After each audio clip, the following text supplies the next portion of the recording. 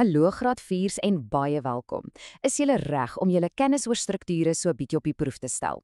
Wel, vandag hou ons 'n lekker vinnige vasvraag net om seker te maak julle is heeltemal reg vir daai eksamen. So, kom ons spring sommer dadelik weg.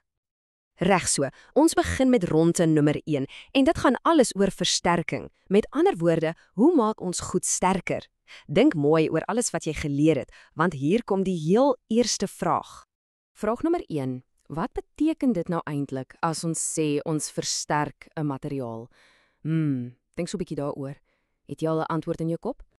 As jy gesê het om die materiaal sterker te maak, dan is jy heeltemal reg. Sien? Dis so eenvoudig soos dit. Dink daaraan soos wanneer jy dalk 2 dun toutjies saamvleg. Dan maak jy 1 baie sterker tou. Jy versterk dit. Pyk, werk. Kom ons kyk na die volgende een. Noem een manier hoe jy doodgewone karton kan versterk. Weet jy dalk wat dit is? En die antwoord is deur dit te vou. Ja, dink net aan 'n sterk kartonboks. Daardie voue wat jy sien, skep rande en lae en dit maak dit baie moeiliker vir die karton om te buig. Dis presies hoekom 'n platste karton so slap is, maar 'n boks kan supersterk wees. Goed gedoen. Reg, hier is 'n baie belangrike een. Wat presies is die werk van 'n stit in 'n struktuur? Kom ons kyk of jy hierdie een kan onthou. Ja, presies. 'n Stit is daardie superbelangrike deeltjie wat 'n hele struktuur bymekaar hou en keer dat dit sommer net buig of selfs breek. Dit gee die struktuur sy stewigheid en sy krag. Julle vaar uitstekend. So, volgende vraag. Wat noem ons dit as ons stitte in die vorm van driehoeke aan mekaar sit? Daar's 'n spesiale woord voor. Die antwoord is driehoeksvorming, of as jy die spoggerige woord wil gebruik, triangulasie. En weet jy wat, as jy buite rondkyk na goed soos kragtorings of broue, sal jy hierdie sterk driehoeke oral sien. Onthou daardie woord, want dit is 'n superkragtige boutegniek. Goed, die laaste vraag vir hierdie ronde, en dis 'n baie belangrike een. Hoekom is daardie driehoeke dan nou so spesiaal?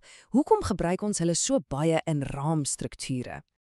Want dit maak die strukture ongelooflik sterk en stewig.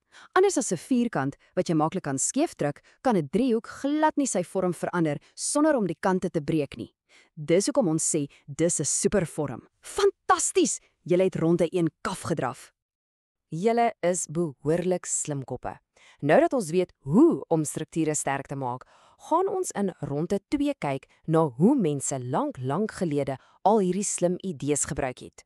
So ons duik nou in die wêreld van inheemse strukture. Is julle gereed? Goed, hier gaan ons met ronde 2. Wat presies is inheemse strukture? Inheemse strukture is basies tradisionele huise wat gebou word met onverwerkte materiale. Dit beteken deeltgewone goed wat jy sommer net daar in die natuur kry. So dink aan goed soos gras, takke en selfs modder. Mense het baie slim gebruik wat ook al rondom hulle beskikbaar was. OK, kom ons kyk nou na 'n spesifieke tipe. Watter groep mense is bekend daarvoor dat hulle hierdie pragtige bijekorfstrukture, wat ook Uguga genoem word, bou? En die antwoord is die Zulus, die Swazis en die Namas. Dis 3 verskillende groepe wat almal hierdie unieke koepelvormige huise bou. Hier is nog 'n baie bekende een. Wat is die vorm van 'n Grossa rondawel? Nou dink mooi, jy moet dink aan die mure en aan die dak. Hulle het sirkelvormige mure en keelvormige rietdakke. So die mure gaan in 'n perfekte sirkel en die dak, wel, dit lyk amper soos 'n roomyshoringkie wat jy omgedraai het. Nogal mooi, né? Sjoe, ons is amper aan die einde. Hierdie een gaan oor die boumateriale. Watter tipe materiale word gebruik vir latwerk en gooipleisterstrukture?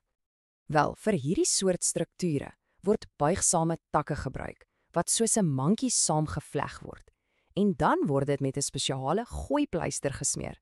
En daai gooipleister is 'n mengsel van natgrond, klei, sand, mis en strooi. Alles kom reguit uit die natuur. En hier is ons heel laaste vraag van die vasvraag. Is julle reg hiervoor? Watter groep bou daardie slim matjieshuise? Dis die Namasilas wat hoofsaaklik in Namibië bly. Baie geluk. Jy het die hele vasvraag voltooi. Ek is doodseker jy voel nou sommer baie meer selfversekerd vir daai eksamen. So voor ons groet, kom ons onthou net gou die 2 belangrikste dinge. Nommer 1. Om dinge te vou of om driehoeke te gebruik, maak strukture super-duper sterk.